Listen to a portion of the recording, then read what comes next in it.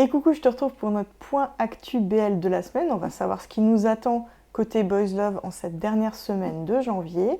On commence par un petit point sur les anniversaires. Alors lundi, on fêtera l'anniversaire de Oh Joon-taek qui aura 24 ans. Alors lui, c'est un acteur coréen qui est dans le pairing principal de The Eighth Sense.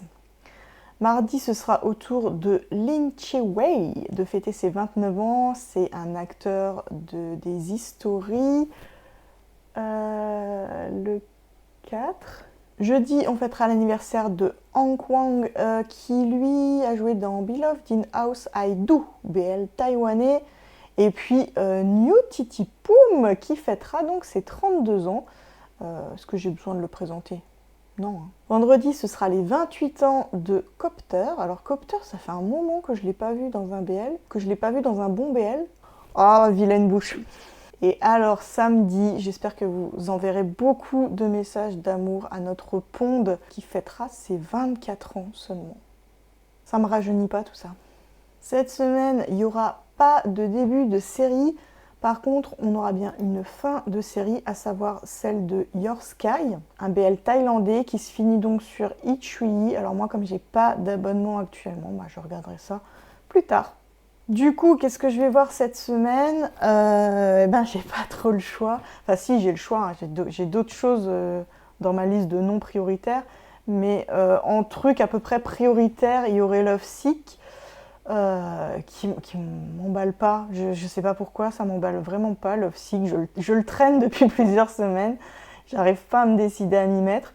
Alors je sais pas si je regarderai Love Sick ou est-ce que je prendrai un abonnement, notamment sur Gaga Olala, j'ai plein de choses à regarder sur Gaga Olala. Donc je ne sais pas encore, je verrai bien selon l'humeur si j'ai envie de me mettre à Love Sick ou si j'ai envie d'autre chose. Cette semaine, de mon côté, il n'y a pas d'événement particulier non plus, que ce soit sur YouTube, sur Discord. C'est assez calme. Pour tout vous dire, en ce moment, je me réserve un peu de temps parce que je me suis remis à écrire et je veux vraiment me concentrer là-dessus, me dégager un max de temps pour ça. Donc, j'ai freiné un peu niveau événement. Donc, histoire de passer quelques minutes de plus avec vous, je vais répondre à vos questions. Et cette semaine, il y a Chris qui m'en a posé une, donc voilà. Donc la question c'est comment tu en es venu à regarder du BL, comment tu as découvert ce genre de série, qu'est-ce qui t'a donné envie de faire tout ce que tu fais sur Boys Love Folly.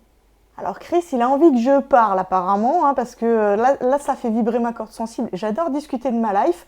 Je vais essayer de rester synthétique pour pas vous saouler, mais je vais vous raconter ça vite fait. Donc en gros, pour vous remettre dans le contexte, on est en mars 2020, donc c'est le fameux premier confinement. Moi je suis rédactrice web à l'époque et je travaille beaucoup avec des gens qui sont des coachs bien-être, ce genre de choses. Et en général, quand il y a une tuile qui arrive, et d'autant plus quand il y a une tuile planétaire qui arrive, qu'est-ce que font ce genre de personnes ? Ils se mettent un peu en retrait. Ils analysent la situation, ils se recentrent sur leurs besoins, sur leurs envies. C'est vraiment quelque chose d'assez naturel chez tous les gens qui sont un peu dans ces domaines-là de bien-être, de lifestyle, on va dire, et moi y compris. Et donc, ce qui fait que très vite, dans ce premier confinement, je me suis retrouvée sans travail parce que personne ne me demandait de faire sa pub, de faire ses textes. Ils avaient d'autres choses à penser. Ils étaient vraiment en mode recentrés sur eux-mêmes, un peu dans leur coquille chacun. C'était assez flagrant. Et donc, je me suis retrouvée avec beaucoup de temps libre. Et qu'est-ce que je faisais à cette époque-là, pendant que j'avais du temps libre ? Je regardais des dramas coréens principalement. Sauf que quand tu te retrouves à binger comme ça et que ça fait des années que tu regardes des dramas, etc., fatalement, ta liste de choses à voir, elle n'est pas super extensible et je me suis très vite retrouvée à court de dramas à regarder. Et là, je me suis dit, ça fait un moment que tu voulais te pencher sur l'aspect manga, lire des webtoons, ce genre de choses, parce que j'avais beaucoup entendu parler de webtoons, je savais qu'il y avait un gros vivier, des choses intéressantes à voir, sauf que j'avais pas le temps spécialement de m'y mettre. Et donc là, forcément, j'avais du temps. J'ai commencé à regarder du webtoon. Au bout de quelques semaines de lecture intensive, hein, j'en ai lu, je suis tombée sur une romance entre garçons. Et j'ai trouvé ça plutôt sympa, ça m'a bien plu. Et voilà, machinalement, j'ai regardé les commentaires et il y avait une personne qui disait « Oh tiens, super, c'est un yaoi ». Je précise que j'étais sur l'application Webtoon, qui est tout ce qu'il y a de plus traditionnel. Je pense que c'était le premier yaoi qui mettait en ligne. Et voilà, c'était pas quelque chose du tout d'habituel. Et moi, ce terme-là, je savais pas ce que ça voulait dire, donc je me suis un peu renseignée, j'ai cherché la définition du truc. Et là, comment dire, un monde de possibilités s'est ouvert devant moi. C'est-à-dire que rapidement, les petites histoires bien mignonnes, les petites romances hétéros, voilà, je les ai un peu mises de côté. Bon, j'ai continué à lire celles qui me plaisaient, hein, évidemment, mais je suis passée tout de suite en mode je veux lire du yaoi bien hard, bien chaud. Et là, pareil, j'ai mis le doigt dans un engrenage assez incroyable. Il est toujours dedans d'ailleurs, hein, le bras est parti avec, tout est parti. Mais c'est la même chose, j'ai lu un yaoi, j'ai lu deux yaoi, j'ai lu 100 yaoi. Et au bout de quelques semaines, peut-être quelques mois, j'exagère parce que j'ai une période où j'ai lu vraiment beaucoup, je me suis retrouvée à bloquer, sans nouveauté. Donc là, je pense qu'on devait être à peu près en septembre de la même année, quoi. Donc j'ai vraiment passé plusieurs mois à emmagasiner du yaoi, à m'approprier le truc et tout. J'en ai lu vraiment beaucoup à cette période-là. Et voilà, quand je me suis retrouvée un peu en rade de nouveautés à lire, j'ai voulu revenir au drama en me disant ça fait super longtemps que j'en ai pas regardé, donc il y a dû y avoir des nouveautés entre-temps et je vais pouvoir me remettre dedans. Et là, alors c'est un hasard complet, c'est-à-dire que j'ai pas cherché du drama homo-romantique, pas du tout. Je sais pas si c'est une question d'algorithme ou quoi, mais toujours est-il que je me suis remis sur Viki, j'ai commencé à chercher des dramas que j'avais pas regardés. Je suis tombée sur les History. Je me souviens très bien que j'ai lancé History 2. C'était celui, vous savez, avec le prof et l'élève babysitter, là. Et en fait, j'avais pas regardé spécialement l'affiche, j'avais juste lu le synopsis qui me plaisait bien, genre un prof, une babysitter et tout. J'avais pas fait gaffe que c'était une histoire entre mecs, en fait. Tout de suite, ça m'a accroché. Et ça a fait écho en fait au fait que je lisais du yaoi pendant cette période-là. Et je me suis dit, mais j'avais même pas imaginé que des séries comme ça pouvaient exister. Donc effectivement, après, j'ai recherché plus activement sur Viki. C'est là que je suis tombée sur le reste des history. Je suis tombée, à l'époque, il n'y en avait pas beaucoup. Hein. Il y avait les history, il y avait Love by Chance. Il y avait 2-3 titres taïwanais, je crois qu'il y avait genre Capture Lover, des choses comme ça. Mais il devait y avoir 10 BL grand max hein, à cette époque-là sur Viki. Et donc, qu'est-ce que j'ai fait une fois que je les avais tous vus? J'ai tapé sur Google ou regardé des séries BL, etc. Et je suis tombée sur tout un tas de sites de fansub, tout simplement parce que dans les moteurs de recherche, il n'y avait que ça qui était référencé. C'était vraiment, on tombait tout de suite sur de la fansub. Et voilà, ça m'a paru assez naturel d'aller regarder ces séries là-dessus. Et en fait, c'est à ce moment-là qu'est venue l'idée un peu de créer Boys Love Folly, tout simplement parce que entre Viki, des dizaines de sites de fansub, un peu de YouTube, etc. J'avais du mal à gérer en fait mes sources d'informations, à me rappeler qu'est-ce que j'avais vu, qu'est-ce que j'avais pas vu. J'avais des listes à rallonge de chaînes YouTube suivies, de favoris, de sites de fansub, etc. Et très vite, je me suis dit, il faut que je me crée un fichier. Alors au début, c'était un fichier Excel avec tel BL, l'URL, le lien, machin, vu, pas vu, aimé, pas aimé, etc. C'était un boulot incroyable que de tenir ce truc à jour. Et je me suis dit, attends, ma fille, si tu le fais pour toi, tu passes des heures à travailler ton petit fichier, autant que ça serve à quelque chose en fait, autant que ça puisse servir d'autres personnes. Et c'est là qu'est née en fait l'envie de partager mes infos sur un site internet. Et puis il y avait aussi l'aspect communautaire, c'est-à-dire que je participais à plein de groupes Facebook, sur les sites de fansub, etc. Je postais des commentaires, des avis séries et tout. Et c'est pareil, c'est des choses où je me suis dit, si tu t'embêtes entre guillemets à écrire un avis série, bah, autant le faire pour toi et le faire durer, plutôt que d'envoyer ça un peu à la volée, le répéter là, le répéter là, le répéter là.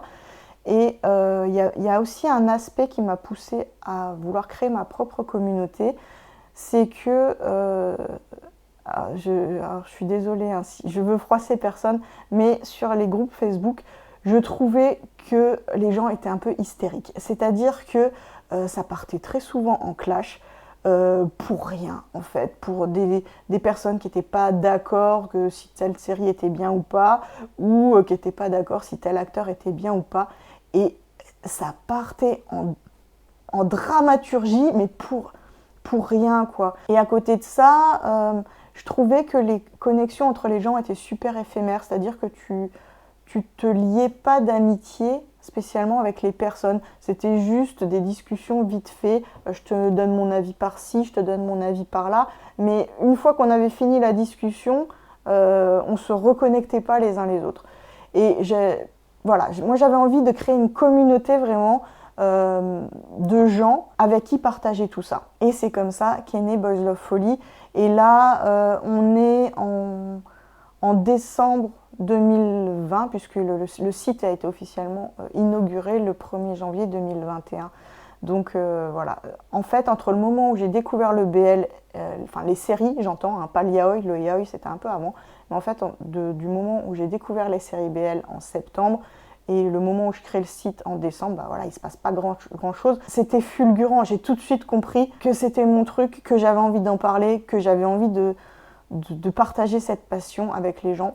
Et voilà, donc ça a pris 3 mois, c'était très rapide pour mettre le projet en place. Donc au début, j'ai lancé le site avec l'accompagnement, entre guillemets, le partenariat avec des sites de fansub. Et ce qui s'est passé, c'est qu'au fur et à mesure que j'engrangeais des infos, je récoltais des sites, je récoltais des liens YouTube pour les séries et tout, et je me suis rendu compte que la majorité de ce qui était traduit par les fansubs, c'était dispo officiellement sur YouTube. Alors certes avec des trad auto, mais voilà, j'ai commencé à me rendre compte que, à mon sens, c'était complètement idiot de regarder des choses illégalement, entre guillemets, hein, puisque la fansub, ça reste quand même un acte illégal, faut pas l'oublier. Pourquoi regarder dans l'illégalité alors que les choses étaient disponibles officiellement?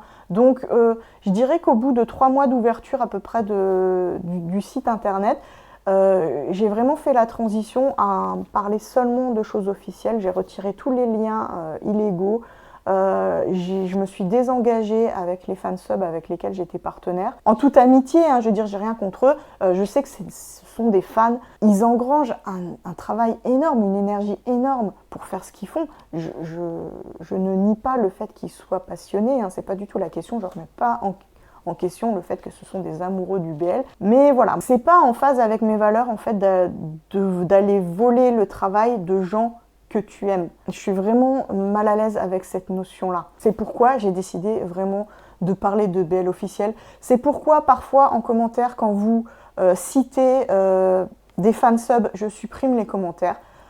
C'est la seule raison pour laquelle je supprime des commentaires, c'est quand il y a vraiment beaucoup de fansubs qui sont cités. Des fois, je laisse passer un lien comme ça, vite fait dans la discussion. Mais voilà, c'est quelque chose avec laquelle je suis pas à l'aise, et idem sur Discord.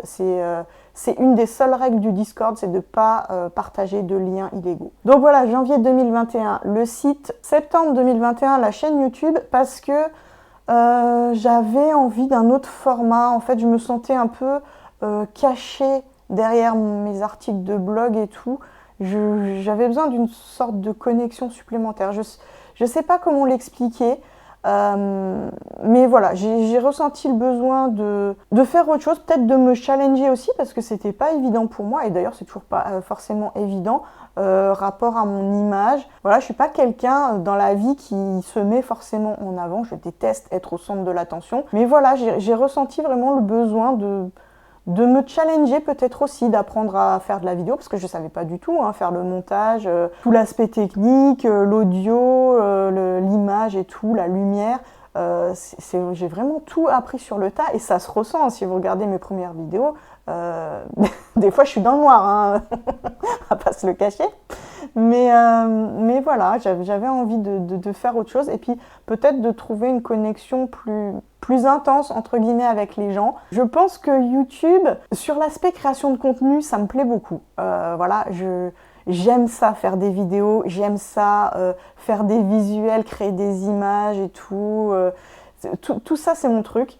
Mais par contre, sur l'aspect communautaire, il me manquait vraiment quelque chose. C'est pour ça qu'en mars 2022, du coup, j'ai lancé le Discord vraiment pour cet aspect communautaire, pour avoir des discussions en temps réel, pour avoir toutes les qualités, entre guillemets, qu'on a sur les réseaux sociaux, c'est-à-dire l'instantanéité des discussions, des échanges, mais en même temps, avoir quelque chose qui est plus cadré, c'est-à-dire qu'on peut ranger les discussions par catégorie et on peut y revenir aussi, ce qui n'est pas forcément évident sur les réseaux sociaux où on est vraiment dans l'instantané.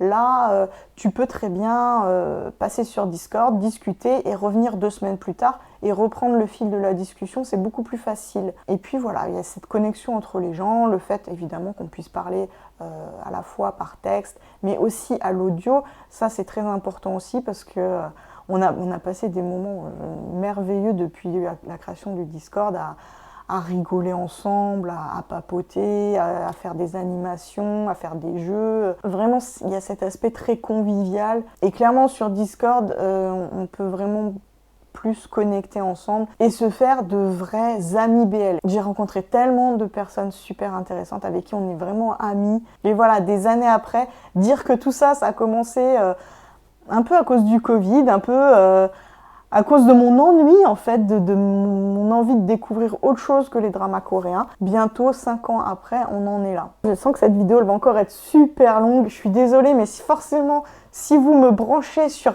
Raconte-nous ta life, je vais la raconter et je vais prendre du temps et je vais digresser. Sur ce, on arrive à la fin du mois. Je vous avais dit qu'on faisait un test sur le mois de janvier pour savoir si ce genre de rendez-vous vous plaisait. Je vais voir, je vais faire le point, je vais regarder un peu au niveau des vues, au niveau de l'interaction, si ça marche bien ou si ça marche moins bien que les vidéos habituelles. Moi personnellement, j'ai beaucoup apprécié vous présenter ce petit rendez-vous hebdomadaire. Je trouve que c'est plus sympa, c'est plus rafraîchissant et ça me permet aussi, moi, alors c'est très très bête, mais ça me permet de vous proposer des vidéos, mais sans me rajouter du temps de travail entre guillemets parce que j'ai pas besoin de faire de script, c'est vite tourné. On va dire que c'est de la vidéo vite faite pour moi, sans connotation. Je prends ça par-dessus la jambe, c'est pas du tout la question, mais voilà, c'est une vidéo pratique à faire entre guillemets. Mais évidemment, ça n'a pas de sens de faire de la vidéo pour faire de la vidéo, donc je vais regarder un peu les statistiques, voir si ça vous plaît. Et n'hésitez pas à me le dire même en commentaire hein, si ça vous plaît ou pas. Toujours plus simple d'avoir votre avis direct plutôt que de regarder des chiffres. Qu'on se retrouve ou pas la semaine prochaine pour ce rendez-vous hebdo d'actu, je vous souhaite de regarder plein de BL, je vous souhaite de passer des bons moments, je vous souhaite plein de bonheur dans vos vies, pas forcément dans le BL, hein, de manière générale. Et puis je vous dis à très vite. Ciao, ciao.